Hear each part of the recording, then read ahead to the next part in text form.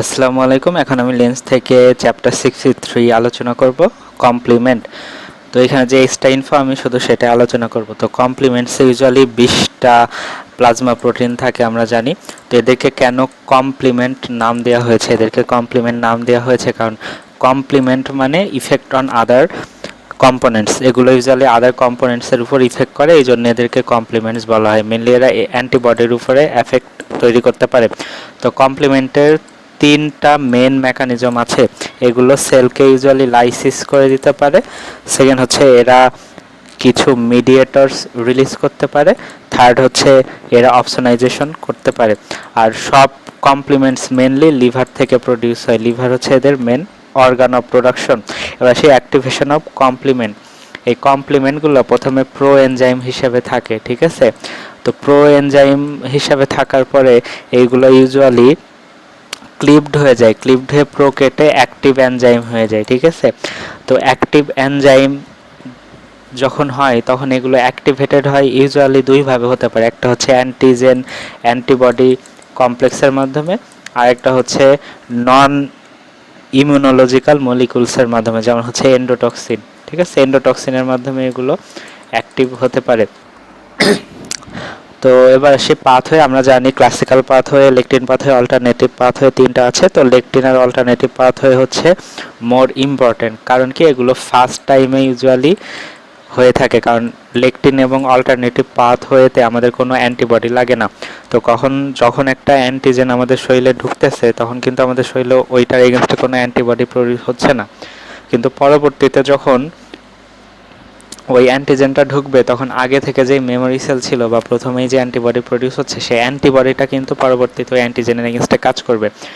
তো অ্যান্টিবডি আমাদের ক্লাসিক্যাল পাথওয়েতে লাগে, এই জন্য হচ্ছে ক্লাসিক্যাল পাথওয়েটা অ্যাকোয়ার্ড ইমিউনিটির অংশ, আর এইখানে alternative pathway and lectin pathway usually innate ইমিউনিটির অংশ হিসাবে ধরা হয়। তো কমপ্লিমেন্টের সেন্ট্রাল মলিকিউল আছে একটা। কমপ্লিমেন্টের সেন্ট্রাল মলিকিউল কি? কমপ্লিমেন্টের সেন্ট্রাল মলিকিউল হচ্ছে C3b। এই C3b কে কমপ্লিমেন্টের সেন্ট্রাল মলিকিউল বলা হয়, কারণ C3b হচ্ছে কমপ্লিমেন্টের সব থেকে ইম্পর্টেন্ট একটা ফ্যাক্টর।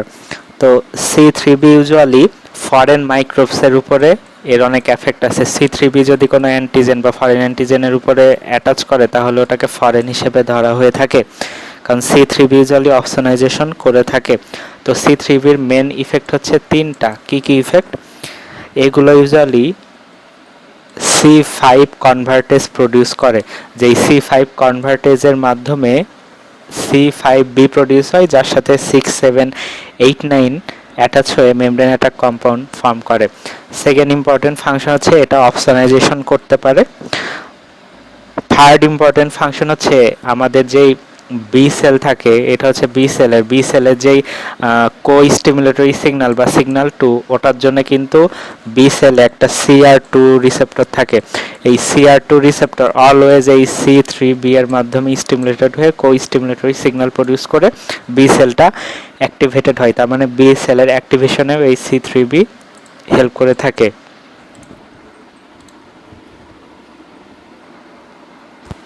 তবে আসলে হচ্ছে classical pathway of complement activation. তো ক্লাসিক্যাল পাথওয়ে কমপ্লিমেন্ট অ্যাক্টিভেশনে antigen and antibody complex form হওয়া লাগে। যখন antigen and antibody complex formation হয় তখন ইউজুয়ালি এর যেই এফসি পোর্শন থাকে ওইখানে ইউজুয়ালি যে অ্যান্টিবডির এফসি পোর্শন, মেনলি অ্যান্টিবডির এফসি পোর্শনে ইউজুয়ালি একটা কমপ্লিমেন্ট এসে অ্যাটাচ করে।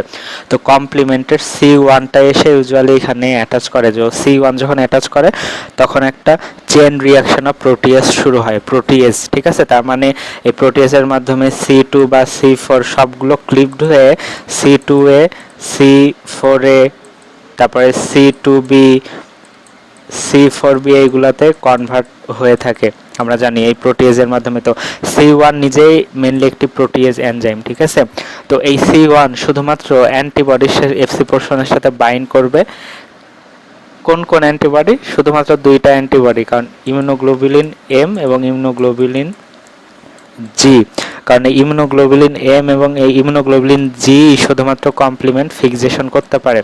তো এই জন্য হচ্ছে এই 2টা ইউজুয়ালি কমপ্লিমেন্ট অ্যাক্টিভেশন করে। কেন কমপ্লিমেন্ট এই 2টার সাথে অ্যাক্টিভেটেড হয় বাইন্ড করে, কারণ এই দুইটার যে হচ্ছে গামা চেন এবং যে মিউ চেন থাকে, এই গামা চেন এবং মিউ চেনে C1 বাইন্ডিং সাইট থাকে, ঠিক আছে, কমপ্লিমেন্টারি ফ্যাক্টর। তো C1 সহজে এখানে বাইন্ড করতে পারে।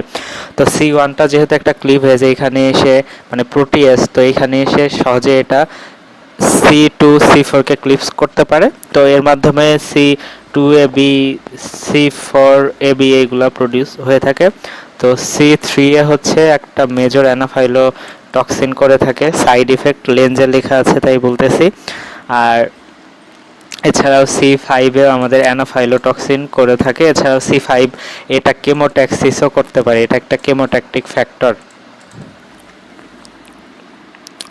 তো এছাড়াও এই মানে C1টা যখন একটা কমপ্লিমেন্টের মেন পাথওয়েটা শুরু করে দেয়, তখন C1 থেকে C5 কনভার্টেজ হওয়ার মাধ্যমে C5B তারপর এখানে 6 7 8 9 অ্যাটাচ করে ম্যাক কমপ্লেক্স বা মেমব্রেন একটা কমপ্লেক্স ফর্ম করে, যেটা হচ্ছে ইউজুয়ালি একটা সেলের মেমব্রেনে ইউজুয়ালি পোর ফর্ম করে দেয়। পোর ফর্ম করার কারণে এখানে সেলের যে ইলেকট্রোলাইটস বা যেই ওয়াটার ওইটা লিকেজ হয়ে সাইটোলাইসিস হয়ে থাকে। তো একটা ক্লিভেজ হয়, যেমন C2 ধরলাম, C2 যদি ক্লিভেজ হয় বা C4 ক্লিভেজ হয়, সব কিছু একটা A প্রডিউস করতেছে, একটা B প্রডিউস করতেছে। তো এইখানে এটা সবসময় আদার অ্যাক্টিভেশন করে থাকে আর বিটা অলওয়েজ আমাদের কমপ্লিমেন্টে থাকে, ঠিক আছে। এটা বিটা থেকে আমাদের কমপ্লিমেন্ট পাথওয়েটাকে কাজে লাগিয়ে থাকে। এখন আসি C1 যে কম্পোনেন্টস, কমপ্লিমেন্টের ওই C1 কম্পোনেন্টস। তো C1টা ইউজুয়ালি 3টা প্রোটিন দিয়ে গঠিত, একটা হচ্ছে C1Q, একটা হচ্ছে C1R, আরেকটা হচ্ছে C1S। এর মধ্যে যেটা হচ্ছে C1Q, এই C1Qটায় 18টা পলিপেপটাইড একসাথে থাকে। তো 18টা পলিপেপটাইড একসাথে থাকে, তাহলে একটা মাল্টিভ্যালেন্ট। তো মাল্টিভ্যালেন্ট হওয়ার জন্য এই C1Qটা সহজেই কোনো ইমিউনোগ্লোবিন M বা ইমিউনোগ্লোবিন G এর FC পোর্শনের সাথে বাইন্ড করতে পারে। তো ইউজুয়ালি এই C1টা যেটা C1 অ্যাক্টিভেশনের জন্য ক্যালসিয়াম আয়ন দরকার হয়ে থাকে। এবার সে লেকটিন পাথওয়ে। তো এই লেকটিন পাথওয়েতে আমরা জানি হচ্ছে মান্নান বাইন্ডিং ল্যাকটিন থাকে। মান্নান বাইন্ডিং ল্যাকটিন এর সাথে যদি ম্যানোস সুগার বা যেটাকে ইউজুয়ালি মান্নান বলা হয়, যেটা পলিমার অফ ম্যানোস সুগার, ওটা এসে বাইন্ড করে, তাহলে এই মান্নান বাইন্ডিং ল্যাকটিন যেটা, এই মান্নান বাইন্ডিং ল্যাকটিন একটা প্রোটিয়েজ এনজাইম থেকে, এই প্রোটিয়েজটা অ্যাক্টিভেটেড হয়ে ইউজুয়ালি C2 C4 কে ক্লিপ করে একইভাবে ইউজুয়ালি কমপ্লিমেন্টের কাজ করে থাকে। এবার আসি অল্টারনেটিভ পাথওয়ের এক্সট্রা ইনফো আমি শুধু বলবো। তো অল্টারনেটিভ পাথওয়ে কিভাবে অ্যাক্টিভেটেড হয় আমরা জানি। তো অল্টারনেটিভ পাথওয়েতে ইউজুয়ালি প্রথমে C3 অ্যান্ড যেই ফ্যাক্টরটা B, এই দুইটা আগে অ্যাক্টিভেটেড হয়।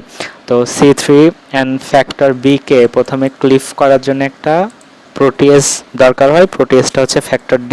এই ফ্যাক্টর Dটা ইউজুয়ালি B এবং এই C3 কে ক্লিভেজ করে দেয়। ক্লিভেজ করে ইউজুয়ালি কমপ্লিমেন্টের বাকি পাথওয়েটা করে থাকে। এবার আসি রেগুলেশন অফ দি কমপ্লিমেন্ট। তো classical pathway regulation usually antibody, আমরা জানি অ্যান্টিবডি যদি না থাকে ক্লাসিক্যাল পাথওয়ে কখনো অ্যাক্টিভেটেড হবে না। এছাড়া আরও কিছু রেগুলেটর আছে। তো কি কি রেগুলেটর? প্রথম হচ্ছে C1 ইনহিবিটর, ঠিক আছে, C1 ইনহিবিটর। তো এই C1 ইনহিবিটরটা ইউজুয়ালি ক্লাসিক্যাল পাথওয়েকে রেগুলেট করে থাকে। এটা হচ্ছে C1 কে ইনহিবিট করে দেয়। তো C1 কে যদি ইনহিবিট করে, C1 এর দ্বারা যে প্রোটিয়েজ অ্যাক্টিভিটি ওটা আর হয় না। এছাড়াও অল্টারনেটিভ পাথওয়ের একটা রেগুলেটর আছে। অল্টারনেটিভ পাথওয়ের রেগুলেটরটা হচ্ছে মেনলি ফ্যাক্টর HC3B, ঠিক আছে। তো ফ্যাক্টর H যখন এই C3Bর সাথে বাইন্ড করে, তখন এইখানে একটা ফ্যাক্টর যেটা হচ্ছে ওয়ান ফ্যাক্টর C1, যেটা তো একটা আমরা জানি প্রোটিয়েজ ইন নেচার, এটাকে ক্লিভেজ করে দিতে পারে, ঠিক আছে। এখন কথা হচ্ছে এই কিভাবে রেগুলেশন হয় অল্টারনেটিভ পাথওয়ে, মেনলি হচ্ছে এই C3B যেটা, এই C3Bটা যেহেতু এই H এর সাথে বাইন্ড করতেছে, তাই না? তো কি হয়, এই C3Bটা কোনো মেমব্রেনের সাথে বাইন্ড করে অল্টারনেটিভ পাথওয়ে। যখন বাইন্ড করে, এই এইচটা কিন্তু এই ফ্যাক্টর যেটা এই এইচটা কিন্তু নিজে একটি ডিগ্রেডেশন ফ্যাক্টর। তো এই ডিগ্রেডেশন ফ্যাক্টরে মেমব্রেনকে সরাসরি মানে ডিগ্রেড করতে পারে না, এরা এইচ এসে সরাসরি C3b এর সাথে বাইন্ড করে, অপরদিকে আই এসেও এই C3b এর সাথে বাইন্ড করে, এইভাবে এটা মেমব্রেনকে ইউজুয়ালি প্রোটেকশন দিয়ে থাকে। এছাড়াও আরেকটা ফ্যাক্টর আছে যেটা হচ্ছে প্রোপারডিন, ঠিক আছে। তো এই প্রোপারডিন কি করে, প্রোপারডিনও ইউজুয়ালি এই C3b এর প্রোটেকশন দিয়ে থাকে, এই C3b এর প্রোটেকশন দিয়ে থাকে। তো যখন C3b এর প্রোটেকশন দিয়ে থাকে তখন C3b সহজেই C3 কনভার্টেজ প্রডিউস করতে পারে, ঠিক আছে। তো এইভাবে রেগুলেশন হয়। এরপরে আরও একটা ফ্যাক্টর আছে যেটাকে বলা হয় ডিএএফ ফ্যাক্টর, ঠিক আছে। ডিএএফ ফ্যাক্টরের একটা নাম হচ্ছে ডিকে অ্যাক্সেলারেটিং ফ্যাক্টর। তো ডিকে অ্যাক্সেলারেটিং ফ্যাক্টর মেনলি হচ্ছে CD55। এই CD55 ইউজুয়ালি সব সেলের সার্ভিসেই থাকে। এটা কি করে, এটা usually membrane attack complex formation হতে দেয় না। কিভাবে হতে দেয় না, এই যে ইকে অ্যাক্সেলারেটিং ফ্যাক্টর এটা ইউজুয়ালি এই C3b এবং C4b যেটা থাকে এইগুলোকে ইনহিবিট করে দেয়, যার কারণে C3 কনভার্টেজ বা C5 কনভার্টেজ আর প্রডিউস হয় না। তো C3 কনভার্টেজ C5 কনভার্টেজ যদি প্রডিউস না হয় তাহলে তার membrane attack complex ultimately produce হচ্ছে না, তাই না। তো আসে বায়োলজিক্যাল ইফেক্ট অফ কমপ্লিমেন্ট। তো কমপ্লিমেন্টের মেন বায়োলজিক্যাল ইফেক্ট C3b করে থাকে, যত ইফেক্ট সবগুলোতে ইউজুয়ালি C3b থাকে। তো এখানে যে এক্সট্রা ইনফো সেটা আমি বলবো। প্রথমে এসেছে কেমোট্যাক্সিস। কেমোট্যাক্সিসটা মেনলি করে হচ্ছে C5a C5-6-7 কমপ্লেক্সও করতে পারে, এগুলো ইউজুয়ালি নিউট্রোফিলকে কেমোট্যাকটিক করে। তো এটা কোনো এন্ডোথেলিয়ামের সারফেসে গিয়ে নিউট্রোফিলকে কেমোট্যাকটিক করে নিউট্রোফিলকে অ্যাট্রাকশন করে থাকে তাদের সারফেসে। এবার সেই অ্যানাফাইলোটক্সিন, অ্যানাফাইলোটক্সিন হচ্ছে C3a C4a অ্যান্ড C5a করে থাকে। তো এদের মধ্যে যেটা হচ্ছে C5a হচ্ছে পটেন্ট অ্যানাফাইলোটক্সিন, এটা সব থেকে বেশি অ্যানাফাইলোটক্সিন করে থাকে। এরা হচ্ছে মাসেলের ডিগ্রানুলেশন করে দেয় তিনটা একসাথে, ঠিক আছে। তো ইউজুয়ালি অ্যানাফাইলোটক্সিনে ব্রঙ্কোস্পাজম হয়। তো মাসেলের ডিগ্রানুলেশন ছাড়াও এরা সরাসরি আমাদের যে ব্রঙ্কিয়াল স্মুথ মাসেল আছে এই ব্রঙ্কিয়াল স্মুথ মাসেলের সাথে বাইন্ড করে ব্রঙ্কো কনস্ট্রিকশন করে দিতে পারে, কিন্তু মাসেলের দরকার হয় না। তো কথা হচ্ছে এর সাথে যে অ্যানাফাইলোটক্সিস হয় এর থেকে যেটা ইমিউনোগ্লোবুলিন ইমিডিয়েটেড অ্যানাফাইলোটক্সিন বা অ্যানাফাইলেকটিক রিয়াকশন ওটা ইউজুয়ালি বেশি হয়ে থাকে, এটা অনেক কম হয়ে থাকে। এবার সেই সাইটোলাইসিস ম্যাক কম্পাউন্ডস ফর্মেশন করে থাকে আমরা জানি। তো এই এমএসসি যেটা, এই এমএসসি কম্পোনেন্টসটা সব থেকে পটেন্টলি অ্যাক্টিভ হচ্ছে নিশেরিয়া স্পিসিসের এগেনস্টে, যে নিশেরিয়া ব্যাকটেরিয়া ওই নিশেরিয়ার এগেনস্টে সব থেকে পটেন্টলি এটা হচ্ছে অ্যাক্টিভ। তো এই ম্যাক কম্পোনেন্টস কিন্তু কোনো এনজাইমেটিক প্রসেসে সেলকে লাইসিস করে না, এরা ইউজুয়ালি পোর ফর্মেশন করে মেমব্রেনকে ডিস্টার্ব করে দেয় আমরা জানি। তো এবার আসি অ্যান্টিবডি প্রোডাকশন। তো আমরা জানি C3b যে বি সেল থাকে, বি সেলের সারফেসে যেই CR2 রিসেপ্টর থাকে ওর সাথে বাইন্ড করে বি সেলকে স্টিমুলেট করে অ্যান্টিবডি প্রোডাকশনকে স্টিমুলেট করে দেয়। এবার আসি ক্লিনিক্যাল অ্যাসপেক্টস অফ কমপ্লিমেন্ট। তো যাদের ইউজুয়ালি C5 থেকে C8 এর ডেফিসিয়েন্সি থাকে তাদের সিভিয়ার নিশেরিয়া ব্যাকটেরিয়ামিয়া হয়ে থাকে, ঠিক আছে। সিভিয়ার নিশেরিয়া ব্যাকটেরিয়ামিয়া মানে তাদের ব্লাডের নিশেরিয়া অনেক বেড়ে যায়। আর যাদের শুধু হচ্ছে C3 ডেফিসিয়েন্সি থাকে তাদের রেসপিরেটরি ট্র্যাকে সিভিয়ার পায়োজেনিক ইনফেকশন ইউজুয়ালি হয়ে থাকে। তো যাদের ইউজুয়ালি C1 স্টারেজ ইনহিবিটর, যাদের ইউজুয়ালি C1 স্টারেজ ইনহিবিটর ডেফিসিয়েন্সি থাকে তাদের তো এই C1 কে ইউজুয়ালি ইনহিবিট করতে পারতেছে না, তাই না।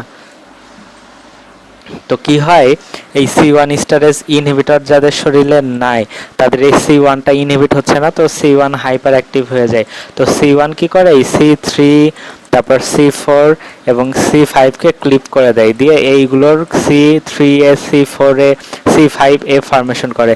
তো এই C3a C4a C5a গুলো ইউজুয়ালি ভাস্কুলার পারমেবিলিটি অনেক বাড়িয়ে দেয়, যার কারণে ইডিমা ডেভেলপ করে।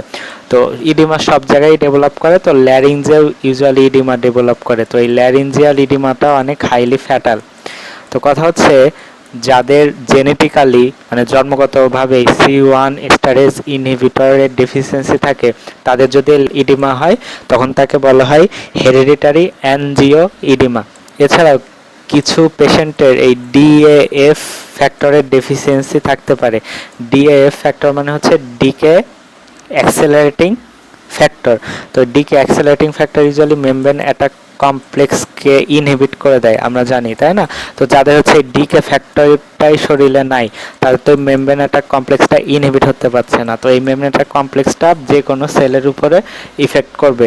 এই মেমব্রেন অ্যাটাক কমপ্লেক্সটা আরবিসির উপরে কাজ করে আরবিসির ব্রেকডাউন করে দেবে, মানে হিমোলাইসিস হবে, ঠিক আছে। তো এই হিমোলাইসিসটা ইউজুয়ালি ক্যারেক্টারাইজ করা যায় হচ্ছে ইউরিনের মাধ্যমে। ইউরিনে brownish colour of urine usually দেখা যায়। কখন দেখা যায়? সকালে, মর্নিং। তো এই মেকানিজমটা বা এই কন্ডিশনকে বলা হয় পারক্সিসমাল নকচার্নাল হিমোগ্লোবিন ইউরিয়া। তো এই পারক্সিসমাল হিমোগ্লোবিন ইউরিয়া কেন মর্নিংয়েই দেখা যায়? কারণ রাতে যখন ঘুমাই, স্লিপিং টাইম, তখন ইউজুয়ালি স্লিপিং টাইমে এই আমাদের শরীরে অক্সিজেন কন্টেন্ট অনেক কম থাকে, এছাড়াও পিএইচটা অনেক লো থাকে। তো অক্সিজেন কন্টেন্ট কম, তারপর পিএইচ লো থাকার জন্যে আরবিসি খুব সহজেই লাইসিস হয়ে যাইতে পারে, ঠিক আছে। তো আরবিসি হচ্ছে সহজেই রাতের বেলা লাইসিস হয়ে সকালে ইউরিনের সাথে বের হয়ে যায়, যাকে বলা হয় পারক্সিসমাল নকচার্নাল হিমোগ্লোবিন ইউরিয়া, যেটা হচ্ছে এই ডিএএফ এর ডেফিসিয়েন্সির জন্য হয়ে থাকে। এছাড়া একজনের শরীর থেকে আরেকজনের শরীরে যখন আমরা ব্লাড মিসম্যাচ ভাবে ট্রান্সফিউশন করব, এবিও ব্লাড গ্রুপ যদি আমরা মিসম্যাচ ট্রান্সফিউশন করি, তাহলে আমাদের এই মেমব্রেনটা কমপ্লেক্সটা মেনলি কমপ্লিমেন্ট পাথওয়েটা অ্যাক্টিভেটেড হয়ে যায়। তো কমপ্লিমেন্ট পাথওয়ে অ্যাক্টিভেটেড হয়ে মেমব্রেনটা কমপ্লেক্স বা অ্যানাফাইলোটক্সিন রিয়াকশন হয়ে শক হয়ে যাইতে পারে। এছাড়াও এই হিমোলাইসিসও হতে পারে, ঠিক আছে। মেমব্রেনটা কমপ্লেক্সটা হিমোলাইসিসও করতে পারে। এছাড়া যাদের হচ্ছে অ্যান্টিবডি কমপ্লেক্সের কারণে কোনো ডিজিজ আছে, মেনলি হচ্ছে যাদের মানে মেনলি হচ্ছে ইমিউনো কমপ্লেক্স ডিজিজ আছে, যেমন হচ্ছে অ্যাকিউট গ্লোমেরুলোনেফ্রাইটিস বা সিস্টেমিক লুপাস এরিথ্রেমাটাস যাদের আছে, তাদের রক্তে এই কমপ্লিমেন্টটা অনেক কম পাওয়া যায়। কেন কম পাওয়া যায়? কারণ এই আমরা জানি হচ্ছে কমপ্লিমেন্ট অ্যাক্টিভেটেড হয় হচ্ছে অ্যান্টিজেন অ্যান্টিবডির যে কমপ্লেক্স, ওটার মাধ্যমে। তো যখন এই অ্যান্টিজেন কমপ্লেক্সটা ইউজুয়ালি এই এজিএন বা এসিলিতে কোথাও ডিপোজিট হয়, কমপ্লিমেন্টটা ওইখানে চলে যায়, যে ওর এফসি পোর্শনের সাথে বাইন্ড করে অ্যান্টিবডির, বাইন্ড করে এরা নিউট্রোফিলকে স্টিমুলেট করে, নিউট্রোফিল এসে ইউজুয়ালি ওইখানে ইমিউন রেসপন্স প্রডিউস করে। এই জন্য ব্লাডে কমপ্লিমেন্টটা অনেক কম পাওয়া যায়। তাছাড়া যাদের লিভার ডিজিজ আছে তাদেরও কমপ্লিমেন্টটা অনেক কম থাকে, যেমন ক্রনিক হেপাটাইটিস বি বা অ্যালকোহলিক সিরোসিস, তাদেরও সিভিয়ার পায়োজনিক ইনফেকশন হয়। That's all about complement.